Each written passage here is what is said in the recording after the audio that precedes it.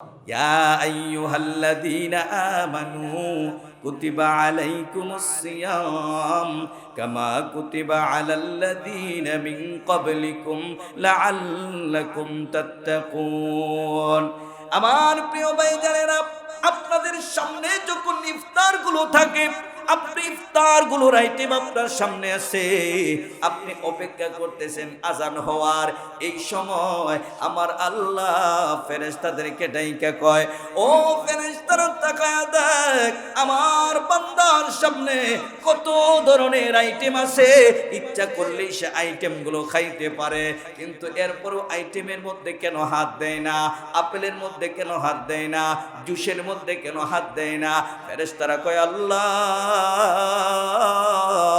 এরা তোমার বয়ে হাত দিতেছে না, কারণ তুমি না বলেছো আতিম্মুস সিয়ামা ইলাল লাইল, মাগরিবের আজান পর্যন্ত রোজা রাখার জন্য।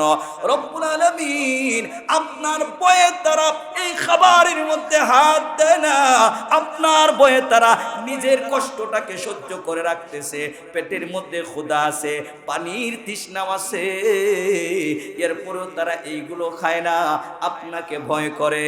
আমার আল্লাহ কয়, ফেরেশতারা সাক্ষী থাক, যে বান্দা আমার জন্য নিজের পেটকে কষ্ট দিতেছে, যে বান্দা আমার জন্য পিপাসায় কষ্ট করতেছে, পানি সামনে থাকার পরেও খাইতেছে না, যে বান্দার সামনে বিরিয়ানি থাকার পরেও পেটের মধ্যে ক্ষুধা আছে, এরপরেও পেটের মধ্যে বিরিয়ানি দিতেছে না, যে বান্দা আমার জন্য এত ত্যাগ দিতে পারলো, ও ফেরেশতারা সাক্ষী থাক, এই মুহূর্তে তোমাদেরকে সাক্ষী রেখে আমার ওই রোজাদার বান্দার সমস্ত গুনাহ আমি আল্লাহ মাফ করে দিলাম। প্রাণ প্রিয় যে মাসের অপেক্ষায় আমরা সব সময় থাকি, 3 মাস 4 মাস আগ থেকে হিসাব শুরু করি যে রমজান কখন আসবে। যদি বলেন ঠিক কিনা? মুমিন এই মাসকে অত্যন্ত মহব্বত করে, মুমিন এই মাসকে অত্যন্ত ভালোবাসে। আল্লাহর নবী বিশ্ব নবী মুহাম্মদুর রাসূলুল্লাহ সাল্লাল্লাহু আলাইহি সাল্লাতু ওয়াস সালাম বলেন, এই রমজানুল মুবারককে আল্লাহ তাআলা এমন ভাবে মুমিন বান্দাদের জন্য উন্মুক্ত করে দিয়েছেন, যেমন ভাবে আল্লাহ তাআলা তার রিজিকের ভান্ডার সমস্ত উম্মতের জন্য, বান্দার জন্য, সৃষ্ট জীবের জন্য উন্মুক্ত করে দিয়েছেন।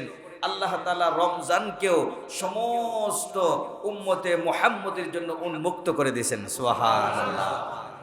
রমজান শব্দের শাব্দিক অর্থ হলো ধুয়ে ফেলা, মুছে ফেলা, কোনো জিনিসকে আগুন লাগিয়ে ছাই করে ফেলা, ধ্বংস করে ফেলা। অর্থটা শুনতে কেমন লাগলো? যে রমজান আমরা জানি কত ভালো, হ্যাঁ, এখন রমজানের অর্থ দেখি ধ্বংস করা, রমজানের অর্থ দেখি ধুয়ে ফেলা, রমজানের অর্থ দেখি ছাই করা, রমজানের অর্থ দেখি ভস্মীভূত করা, আগুন লাগিয়ে সবকিছু সারকার করে দেওয়া। এটার তো বুঝে আসতেছে না। মুফাসসিরিনে কেরাম বলেন যে এটার উদ্দেশ্য হলো, রমজান শব্দের অর্থ হলো বশীভূত করে দেওয়া। রমজানকে কেউ যদি পরিপূর্ণভাবে পালন করতে পারে, রমজানে যদি কেউ পরিপূর্ণভাবে আমল করতে পারে, তাহলে তার তামাম জিন্দেগির যত গুনাহ আছে সব গুনাহকে আল্লাহ তাআলা আগুন দিয়ে পুড়ে সারকার করে দেয়। সুবহানাল্লাহ। অর্থাৎ তার আর কোনো গুনাহই থাকে না। এই জন্য রমজানকে রমজান বলা হয়। সম্মানিত হাজিরিন, এই রমজান মাস আমাদের সামনে, সুতরাং মুমিন যারা, তাদের অন্তরে রমজান আসলে আনন্দ হবে, তাদের অন্তর আন্দোলিত হবে, তাদের অন্তরের মধ্যে মহব্বত লাগবে। জোরে বলেন ঠিক কিনা? সম্মানিত হাজিরিন, এই রমজান সম্পর্কে আমি আপনাদের সম্মুখে কোরআনুল কারীম থেকে একখানা আয়াতে কারিমা পেশ করেছি। যদি মহান আল্লাহ আমাকে তৌফিক দান করেন, তাহলে ওই আয়াতকে সামনে রেখে আল্লাহ নবীজির অসংখ্য অগণিত হাদিসের ভান্ডার থেকে একখানা হাদিস আপনাদের সম্মুখে পেশ করেছি। যদি আল্লাহ তাআলা তৌফিক দান করেন, ওই আয়াত এবং হাদিসগুলোকে সামনে রেখে আপনাদের সম্মুখে কিছু আলোকপাত করতে চাই। ওমা তৌফিক ইল্লা বিল্লাহ। সকলে বলেন আল্লাহুম্মা আমিন। সুপ্রিয় হাজিরিন, আল্লাহ তাআলা আমার তেলাওয়াতকৃত আয়াতের মধ্যে বলেন, ইয়া আইয়ুহাল্লাযীনা আল্লাযীনা আমানু, হে ঈমানদারেরা, হে ঈমানদারেরা, কুতিবা আলাইকুমুস সিয়াম,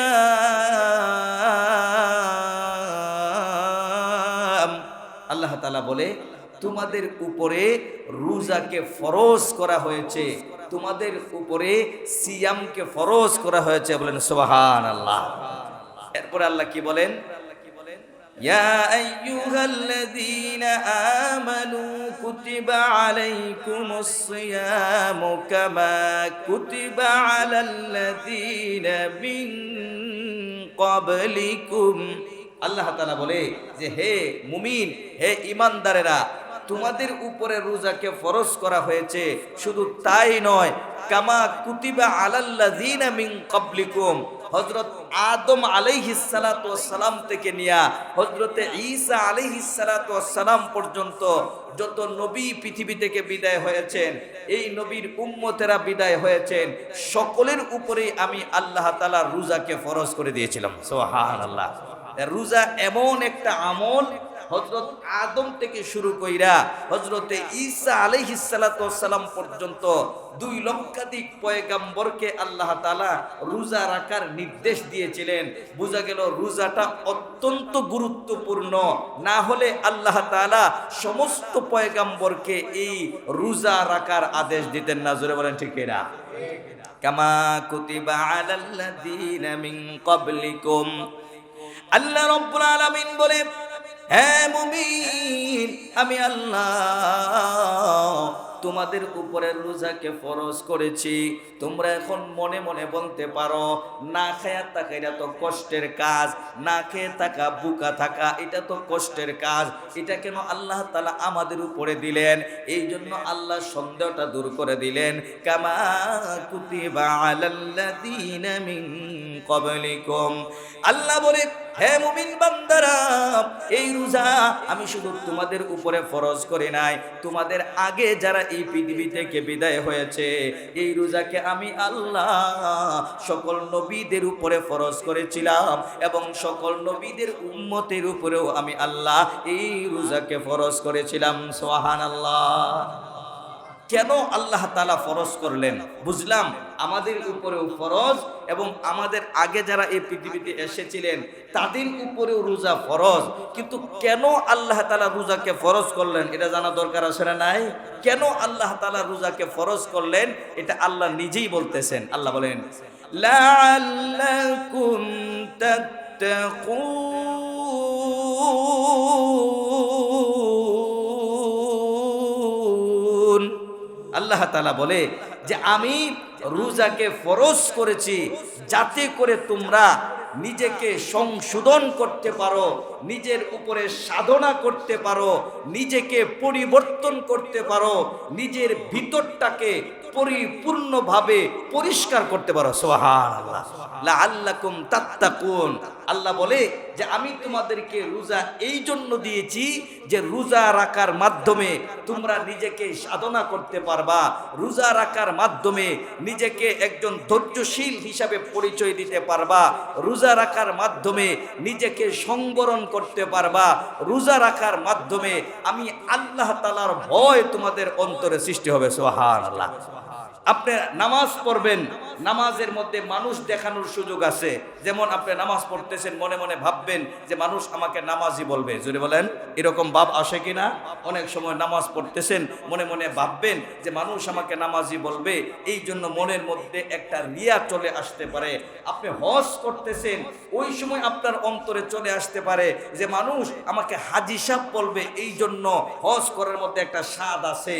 এবং আপনি দান করতেছেন, ওই সময় আপনার অন্তরের মধ্যে আসবে যে মানুষ আমাকে দানবীর বলবে, এই জন্য আপনি দান করতেছেন। এইভাবে অন্য অন্য যত আমল আছে সবগুলার মধ্যে লোক দেখানো আছে, কিন্তু একটা আমল যেটার মধ্যে লোক দেখানো নাই, এই আমলটা হইল রোজা। সুবহানাল্লাহ। এটা লোক দেখানো আমল না। কারণ আপনি যদি চান, ঘরের মধ্যে কেউ নাই ঘরের মধ্যে, আপনার একা একা ঘরের মধ্যে আছেন, এক রুমের মধ্যে আপনি আছেন, এই রুমের মধ্যে আর কেউ আসে না, রুম লাগাইয়া তালাবদ্ধ কইরা আপনি যদি এখানের মধ্যে খাইয়া টাইয়া মুখ টুক মুইসা আবার বলেন আমি রোজা রাখছি, কেউ কি আপনারা ধরতে পারবো? হ্যাঁ, এই সুযোগ কিন্তু আছে, আছে না নাই? আপনি এই সুযোগ কাজে লাগাতে পারবেন। ইচ্ছা করলেই আপনি পেট ভরে খাইয়া এরপরে বলবেন না আমি তো রোজায় আছি, আবার রোজাদারদের সাথে ইফতারও করতে পারবেন। কিছু কিছু আছে এরকম করে, আল্লাহ হেফাজত করে, সকল বলেন আমিন। সম্মানিত হাজরিন, তাহলে বোঝা গেল রোজাটা ইচ্ছা করলেই আপনি গোপনে কিছু খেয়ে এরপরে মানুষের সামনে আপনি রোজাদার সাজতে পারেন। এই রোজাটা যেহেতু মানুষের সামনে দেখানোর সুযোগ নাই, এই জন্য রোজাটা এমন একটা আমল যেটার মাধ্যমে আপনার অন্তর পরিষ্কার হয়, যেটা রিয়া মুক্ত আমল। এই জন্য আল্লাহ তাআলা বলে যারা রোজা রাখবে আমি আল্লাহ তাআলা তাদের অন্তরটাকে তাকওয়াওয়ালা অন্তর বানায় দিব, তাদের অন্তরটাকে আমি পরিশুদ্ধ করে দিব, তাদেরকে আমি তাকওয়ার উপরে পরিচালিত করব। সুবহানাল্লাহ। লাআল্লাকুম তাত্তাকুন। আল্লাহ তাআলা বলেন যারা রোজা রাখবে তাদের অন্তরের মধ্যে আমি আল্লাহ তাআলা তাকওয়া দিয়ে দিব, তারা বিভিন্ন ভাবে বিভিন্ন ধরনের গুনাহ থেকে নিজেদেরকে বাঁচাইতে পারবে। এই জন্যই আল্লাহ তাআলা রোজাকে দিয়েছেন। আসুন এই সম্পর্কে এখন বিস্তারিত আলোচনা করি। এটা আপনাদেরকে আয়াতের তরজমা বললাম। সম্মানিত হাজিরিন, দেখুন রোজা এমন একটা আমল, রোজা এমন একটা ঈমানি আমল, এই রোজার মাধ্যমে আপনি অনেক অনেক গুনাহ থেকে নিজেকে বাঁচাইতে পারেন। এই রোজার মাধ্যমে নিজের ইচ্ছাটাকে খতম করতে পারেন। এই রোজার মাধ্যমে নিজের চাওয়াটাকে খতম করে দিতে পারেন। কেমন করে? সম্মানিত হাজিরিন, ইফতার যখন সামনে আসে তখন দেখবেন, ভালো করে খেয়াল করবেন কথাগুলো, ইফতার যখন সামনে আসে তখন আরো 15 মিনিট সময় হাতে থাকে কিনা? 15 মিনিট আগে আপনার সামনে ইফতারগুলো রেডি করা হয়। ইফতারের মধ্যে বিভিন্ন ধরনের আইটেম থাকে, আপেল থাকে, কমলা থাকে, শরবত থাকে, আরো অনেক ধরনের জুস থাকে, অনেক সময় বিরিয়ানি থাকে, অনেক আইটেম আপনার সামনে আসে। ইচ্ছা করলেই আপনি খেতে পারবেন, এইরকম অবস্থান আসে। কিন্তু আপনি অপেক্ষা করতেছেন কার? আজানের। অপেক্ষা করতেছেন কিসের? আজানের। আপনার সামনে কমলাগুলো সাজানো আছে, আপনার সামনে আপেলগুলো সাজানো আছে, আপনার পিপাসায় ছাতি ফেটে যাচ্ছে, মন চায় যদি এই মুহূর্তে হাতের কাছে কিছু পাইতাম, পেটটাকে ঠান্ডা করে দিতাম।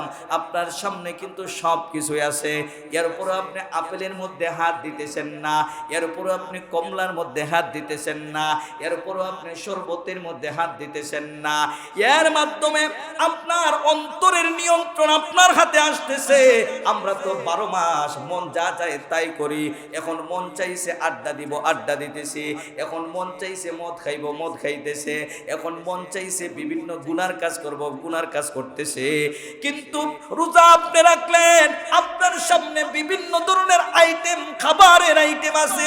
আপনার মন চাইতেছে একটু আপেল খাই, আপনার মন চাইতেছে একটু শরবত মুখে দিয়ে দে, কিন্তু পরক্ষণে আবার আপনি আপনাকে নিয়ন্ত্রণ করতেছেন, না রে আশরাফ না, এখনই খাওয়া যাবে না, যতক্ষণ না আজান না হবে ততক্ষণ পর্যন্ত তোমাকে অপেক্ষা করতে হবে।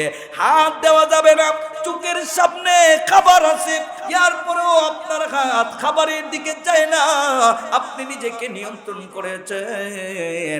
এইভাবে যদি আপনি 12 মাস নিজেকে নিয়ন্ত্রণ করতেন, গুনার উপকরণ সামনে, রোজার সময় যেমন ভাবে আজান না পড়লে আপনি হাত দেন না, গুনার কাজের মধ্যে যাওয়ার সময় এইভাবে যদি নিজেকে সংবরণ করতে পারতেন যে আমার সামনে গুনার উপকরণগুলো আছে, এরপরও আমি গুনাহ করব না, কারণ ওই যে আজান না হইলে যখন আপনি খাবার খাইবেন আপনার রোজা যেমন ভেঙে যাবে, গুনাহ করলে আমি জাহান্নামী হয়ে যাব, এই ভয় হয়ে যাবে। রোজা থেকে শিক্ষা নেওয়া দরকার। গভীর একটা কথা, আপনার সামনে সব ফলাফল আছে, সব জুস আছে, খাবারও আছে, কিন্তু এর পরেও আপনি খান না, অপেক্ষা করতেছেন কখন আজান হবে।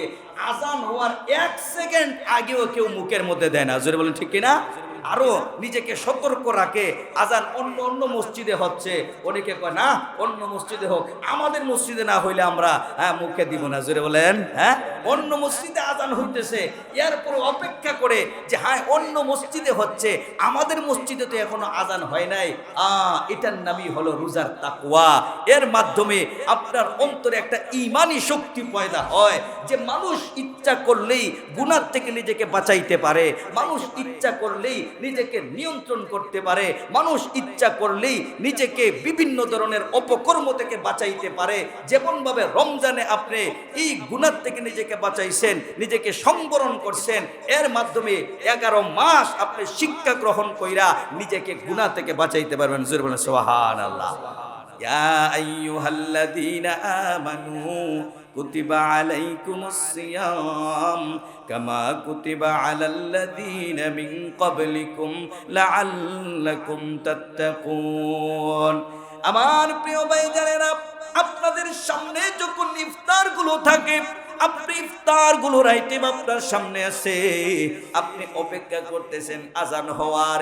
এই সময় আমার আল্লাহ ফেরেশতাদেরকে ডাইকা কয়, ও ফেরেশতারা তাকায়া দেখ আমার বান্দার সামনে কত ধরনের আইটেম আছে, ইচ্ছা করলেই সে আইটেম গুলো খাইতে পারে, কিন্তু এরপরও আইটেমের মধ্যে কেন হাত দেয় না, আপেলের মধ্যে কেন হাত দেয় না, জুসের মধ্যে কেন হাত দেয় না? ফেরেশতারা কয় আল্লাহ এরা তোমার বয়ে হাত দিতেছে না, কারণ তুমি না বলেছো আতিম্মুস সিয়ামা ইলাল লাইল, মাগরিবের আজান পর্যন্ত রোজা রাখার জন্য। রব্বুল আলামিন আপনার বয়ে তারা এই খাবারের মধ্যে হাত দেয় না, আপনার বয়ে তারা নিজের কষ্টটাকে সহ্য করে রাখতেছে, পেটের মধ্যে ক্ষুধা আছে, পানির তৃষ্ণা আছে, এরপরেও তারা এইগুলো খায় না, আপনাকে ভয় করে। আমার আল্লাহ কয় ফেরেশতারা সাক্ষী থাক, যে বান্দা আমার জন্য নিজের পেটকে কষ্ট দিতেছে, যে বান্দা আমার জন্য পিপাসায় কষ্ট করতেছে, পানি সামনে থাকার পরেও খাইতেছে না, যে বান্দার সামনে বিরিয়ানি থাকার পরেও পেটের মধ্যে ক্ষুধা আছে, এরপরেও পেটের মধ্যে বিরিয়ানি দিতেছে না, যে বান্দা আমার জন্য এত ত্যাগ দিতে পারলো, ও ফেরেশতারা সাক্ষী থাক, এই মুহূর্তে তোমাদেরকে সাক্ষী রেখে আমার ওই রোজাদার বান্দার সমস্ত গুনাহ আমি আল্লাহ মাফ করে দিলাম। রমজান আমাদের গুনাহ মাফের মাস, কত সুন্দর কথা। আল্লাহ তাআলা ফেরেশতাদেরকে বলে, এই যে দেখো তো হাজার হাজার মানুষ সারিবদ্ধভাবে বসে আছে, এরা সবাই পেটের মধ্যে ক্ষুধা আছে না নাই? আপনি ইফতারের আগ মুহূর্তে আসে না, মানে পেট একবারে পিঠের সাথে লেগে যাচ্ছে। আরো যে সময় বৈশাখ মাসে রোজা হয়, আরে বাপরে বাপ কি পানির পিপাসা, পানি ফ্রিজের পানি সামনে আছে, সব কিছুই আছে, কিন্তু এর উপরেও হাত দেয় না, ভয় যে এই মুহূর্তে যতই কষ্ট হোক, যতই পেটে ক্ষুধা হোক না কেন, যতই কষ্ট হোক না কেন, যতই পিপাসা লাগুক না কেন, আজান না হওয়া পর্যন্ত পানিতে হাত দেওয়া যাবে না। ও মুমিন লাআল্লাকুম তাত্তাকুন, এ মুমিন রমজান মাস থেকে তুমি শিক্ষা গ্রহণ করো, এটার নামই হলো তাকওয়া। আমার সামনে যতই সুযোগ আসুক না কেন, আমাকে একজন মহিলা ডাকতেছে, ওয়েলকাম, সুন্দরী একজন মহিলা ডাকতেছে, আসো আমার দিকে আসো, আমার দিকে আসো। আমি তখন নিজেকে সংবরণ করে বললাম, ইন্নী আখাফুল্লাহ, না না আমি তোমার ডাকে সাড়া দিতে পারবো না, আমার মন চাচ্ছে যাওয়ার জন্য, কিন্তু এরপর আমি যদি বলতে পারি না না আমার মনের চাহিদা পূরণ করা যাবে না, কারণ আমি আল্লাহকে ভয় করি। রমজানে আল্লাহর ভয়ে আমরা ইফতার থেকে হাত গুটায় রাখি, ঠিকই ইফতারে হাত দেই না আজান না হইলে, কিন্তু রমজান গেলে পরে এই সংবরণ শেষ হয়ে যায়। এখন গুনাহ সামনে আসুক অথবা না আসুক, গুনাহ খুঁজা বার করি। জোরে বলেন ঠিক না? যত পরহেজগারি রমজানে করি আমরা, মাশাআল্লাহ, রমজানে কত পরহেজগার। অন্য মসজিদে আজান হচ্ছে, নিজের মসজিদে আজান হয় নাই, এই জন্য আমরা ইফতারে হাত দিতেছি না। এই আমি রমজান যাওয়ার পরে মসজিদ তো দূরের কথা, মসজিদের বারান্দার দ্বারা কাছেও নাই, আছে না নাই? লাআল্লাকুম তাত্তাকুন। আল্লাহ বলেন, ও বান্দা, এই রমজান তোমাকে দিয়েছি এই শিক্ষা গ্রহণ করার জন্য যে শুধু রমজান মাসে আল্লাহর ভয় না, যে আল্লাহ রমজান মাসে আছে ওই আল্লাহকে রমজানের ভরে নাই না আছে? আল্লাহু আকবার। আল্লাহ খালি রমজান মাসেই থাকে নাকি? রমজানের পরেও তো আল্লাহ আছে। ওই আল্লাহ বলে লাআল্লাকুম তাত্তাকুন। রমজানে তোমরা যেমন ভাবে গুনার কাছ থেকে বেঁচে থাকো, এইভাবে যদি তোমরা আরো 11 মাস গুনার কাছ থেকে বেঁচে থাকতে পারো, তাহলে এটাই হলো রমজানের সব থেকে বড় শিক্ষা। সুবহানাল্লাহ। সম্মানিত হাজিরিন, রমজান আমাদের ঈমানি শক্তি বৃদ্ধি করে, রমজান আমাদের আমলের শক্তি বৃদ্ধি করে, রমজান আমাদের চোখকে শক্তিশালী করে, রমজান আমাদের কানকে শক্তিশালী করে। রমজান আসার পরেই দেখবেন অনেকে তার ঘরের টিভিগুলাকে বিভিন্ন কাপড় দিয়ে ঢেকে ফেলে যে এই রমজান মাসে আর টিভি চালানো যাবে না। অনেকেই নিজের চ্যানেলগুলো বন্ধ করে দেয় যে রমজান মাসে ঘরে অন্য কোনো চ্যানেল চলবে না, যদি কুরআন তেলাওয়াতের কোনো চ্যানেল থাকে তাহলে চালাও, আর না হলে বন্ধ রাখো। রমজান আসার পরে দোকানপাটগুলোতে দেখা যায় যারা সাউন্ড বক্স চালায়, রমজান আসার পরে তাদের মধ্যে একটা সংযম আসে যে না, রমজান মাসে ফুল সাউন্ড দিয়ে কোনো ধরনের বাদ্য বাজনা চালানো যাবে না। এরকম একটা অবস্থান তৈরি হয়। রমজান আসার পরে কেউ যদি ঝগড়া করে আরেকজনকে, একবারে রমজান মাসও মানুষ না, বলে কিনা? এর মানে বুঝে গেল রমজানে ঝগড়া করাটাকেও মানুষ। এমনি তো অপরাধ, ঝগড়া করা তো সবসময় অপরাধ, কিন্তু রমজানে যদি কেউ এই কাজটা করে তাহলে বলা হয় ডাবল অপরাধ। জোরে বলেন ঠিক কিনা? রমজানে যদি কেউ প্রকাশ্যে গান বাজনা করে, সবাই মিলে গিয়ে কেউ খাইয়ার খাম পাস না, এমনি 12 মাস করলি কিন্তু রমজানটা কেউ সম্মান করলি না। আল্লাহ তাআলা এই কথাই বলে লাআল্লাকুম তাত্তাকুন। বান্দা, এই রমজানটা আমি তোমাদেরকে দিয়েছি এই তাকওয়াটা শেখানোর জন্য। তোমরা এই রমজান আসার পরে তোমাদের মাঝে তাকওয়া তৈরি হয়, রমজান আসার পরে তোমাদের মধ্যে ঈমানি শক্তি বৃদ্ধি পায়, রমজান আসার পরে তোমাদের মধ্যে আমলের শক্তি বৃদ্ধি পায়। এর মাধ্যমে আমি আল্লাহ বুঝাইতে চাই, দেখো এই রমজানে যেহেতু তোমাদের আমি আল্লাহর ভয় তৈরি হয়েছে, এই ভয়টা যেন আগামী 11 মাস তোমাদের মাঝে থাকে, এই জন্যই আমি আল্লাহ রমজান দিয়েছি। সুবহানাল্লাহ। সম্মানিত হাজিরিন, রমজানে আমরা অনেকেই রোজা রাখতে গিয়ে বিভিন্ন ধরনের বিভিন্ন অজুহাত দেখাই। আমি আপনাদেরকে এই রমজানুল মুবারকের রোজা রাখার মাধ্যমে বিজ্ঞানিক কিছু ফায়দা আপনাদেরকে বলবো। অনেকে অসুস্থতার জন্য আমরা রোজা ছেড়ে দিয়ে আসে না নাই? অনেকের একটু পেটের মধ্যে গ্যাস্ট্রিক হয়েছে, হুজুর পেটের মধ্যে গ্যাস্ট্রিক, রোজা রাখতে পারবো না।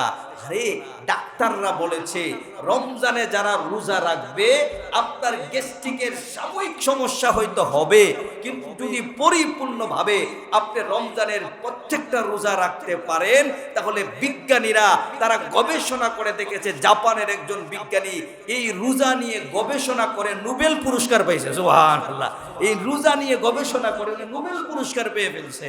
তো উনি বলেছেন মানুষ যখন রমজানের মধ্যে 1 মাস ব্যাপী রোজা রাখে, ওই রোজা রাখার মাধ্যমে তার পাকস্থলীর মধ্যে এমন একটা শক্তি তৈরি হয় যে শক্তির মাধ্যমে পুরা 11 মাস আর কোনো গ্যাস্ট্রিকের সমস্যা তৈরি হবে না, যদি সে পরিপূর্ণভাবে রমজানের প্রত্যেক রমজানে রোজা রাখতে পারে। সুবহানাল্লাহ। পাকস্থলীর মধ্যে আলাদা একটা শক্তি তৈরি হয়, ওই শক্তির মাধ্যমে তার অন্য রোগগুলা তার শরীর থেকে নিরাময় হয়ে যায়।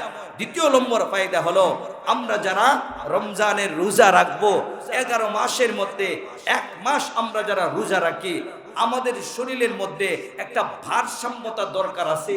রোজা আল্লাহ এমনি এমনি দেয় নাই যে শুধু আমরা কষ্ট করব না খেয়ে, এটার জন্য দেয় নাই। আল্লাহ আমাদের শরীর বানাইছে, এই আল্লাহ তাআলা ভালো করে জানে আমাদের শরীরের জন্য কোন সময় কোন জিনিসটা উপকারী। জোরে বলেন ঠিক কিনা? আল্লাহ ভালো জানে, ডাক্তাররাও আমাদের শরীর সম্পর্কে সেই রকম জানে না। ডাক্তাররাও গবেষণা করে আর কতটুকু জানবে? আমার আল্লাহ আমার মাথা থেকে নিয়ে আমার পা পর্যন্ত পুরা শরীরের মধ্যে কোন সময় কোন জিনিসের প্রয়োজন হবে এটা আমার আল্লাহ ছাড়া আর কেউ বেশি জানে না। জোরে বলে ঠিক না? সম্মানিত হাজিরিন, ডাক্তাররা, হিন্দু ডাক্তার, খ্রিস্টান ডাক্তার, ওদের কাছে যাইবেন যাদের বাত ব্যথা আছে, আমি পরীক্ষা করে দেখেছি। ওদের কাছে যাওয়ার পরে যদি আপনি মুসলমান হন তাহলে আপনাকে বলবে যে আপনি নামাজ পড়েন, যে না, বলবো আপনি 5 ওয়াক্ত নামাজ পড়েন, আপনার বাত ব্যথা থাকবে না। ডাক্তাররা এই কথা কেন বলে? গবেষণা করে দেখা গেছে আপনার নামাজের মধ্যে এই যে জোড়া আছে, আপনার পায়ের যে জোড়া আছে, আপনার সমস্ত শরীরের যত জোড়া আছে, নামাজ যখন আপনি আদায় করতে থাকেন অটোমেটিক প্রত্যেকটা জোড়াই ব্যায়াম হতে থাকে। সুবহানাল্লাহ। প্রত্যেকটা জোড়াই স্থানান্তরিত হতে থাকে। এই যে হাত নাড়াইতেছি, রুকুতে যাইতেছি, আমার এই জোড়াটা স্থানান্তরিত হচ্ছে। আমি যখন সেজদায় যাইতেছি আমার এই জোড়াগুলা স্থানান্তরিত হচ্ছে। আর যখন আপনার প্রত্যেকটা জোড়া ধারাবাহিকভাবে স্থানান্তরিত হতে থাকে তখন বাতের ব্যথাগুলো আপনার ওই জোড়ার মাধ্যমে পুরা শরীরের মধ্যে ছড়ায়া থাকে, যার কারণে এক জায়গার মধ্যে কোনো বাত ব্যথা হয় না। সুবহানাল্লাহ। তাহলে আল্লাহ তাআলা মুমিন বান্দার জন্য যতগুলো বিধান দিয়েছেন প্রত্যেকটা বিধানের মাঝেই মানুষের শরীরের কোনো না কোনো উপকার আছে। জোরে বলেন আছে না নাই? সম্মানিত হাজিরিন, আল্লাহ তাআলার বিধান, বিশ্বনবীর সুন্নত, আমরা ডান কাতে ঘুমাবো। ডান কাত, এই যে এভাবে হলো ডান কাতে ঘুমানো। এত বছর আল্লাহ নবী আরো বলে গেছেন প্রায় 1500 বছর আগে যে হে আমার উম্মতেরা, তোমরা বাম কাতে ঘুমায়ো না, তোমরা ডান কাতে ঘুমায়ো। ডান কাতে ঘুমানো আমি বিশ্ব নবী পছন্দ করি, এটা আমার সুন্নত। এই 1300-1400 বছর পরে বিজ্ঞানীরা গবেষণা করতে লাগলো যে ডান কাতে কেন ঘুমাতে হবে, বাম কাতে ঘুমালে সমস্যা কোথায়? বিজ্ঞানীরা এই 1300-1400 পরে তাদের বিজ্ঞান দ্বারা উৎকর্ষ সাধন করলো যে ডান করতে যদি ঘুমায় তাহলে মানুষের ঘুমের মধ্যে হার্ট অ্যাটাক হবে। সুবহানাল্লাহ গণ। ডান করতে ঘুমাবেন, নবীর সুন্নত। আরে ঘুমাতে তো হবেই, বাম করতে ঘুমান আর ডান করতে ঘুমান, যে কোনো এক সিস্টেমে আপনাকে তো ঘুমাতেই হবে। আপনি যদি ডান করতে ঘুমান তাহলে বৈজ্ঞানিক দৃষ্টিকোণ থেকে বলে যারা ডান করতে ঘুমাবে তাদের হার্ট অ্যাটাক হবে না, যারা বাম করতে বেশি ঘুমায় তাদের জন্য হার্ট অ্যাটাকের সম্ভাবনা বেশি থাকে। কারণ কি? কারণ মানুষের হার্টটা থাকে কোন দিকে? বাম দিকে। হার্ট কোন দিকে থাকে? বাম দিকে। যখন আপনি বাম করতে শুইলেন তখন পুরা শরীরের ভরটা কোন দিকে পড়তেছে? হার্টের উপরে পড়তেছে। সুতরাং হার্ট একটা প্রেসার ক্রিয়েট হচ্ছে, হার্টের উপরে আলাদা একটা চাপ হচ্ছে, যার কারণে হার্ট সেটাকে আর নিয়ন্ত্রণ করতে পারে না। অনেক সময় ওই চাপের কারণে নিয়ন্ত্রণহীন হয়ে মানুষ ঘুমের মধ্যে হার্ট অ্যাটাক করে মারা যায়। আমার নবী আরো 1500 বছর আগে বলে গিয়েছেন তোমরা ডান করতে ঘুমাও। হয়তো নবী বিজ্ঞানটা বলে যায় নাই, আমার আল্লাহ বিজ্ঞান জানতেন, আমার নবীও বিজ্ঞান জানতেন, কিন্তু শুধু আমাদেরকে সবক দিয়ে গেছেন। আর 1500 বছর পরে বিজ্ঞান প্রমাণ করেছে ডান করতে ঘুমাইলেই মানুষের জন্য নিরাপদ, শরীরের জন্য নিরাপদ, সুস্থতার জন্য নিরাপদ। সুবহানাল্লাহ। রোজা নিয়ে অনেক সময় ক্রিটিসাইজ করেছে বিধর্মীরা।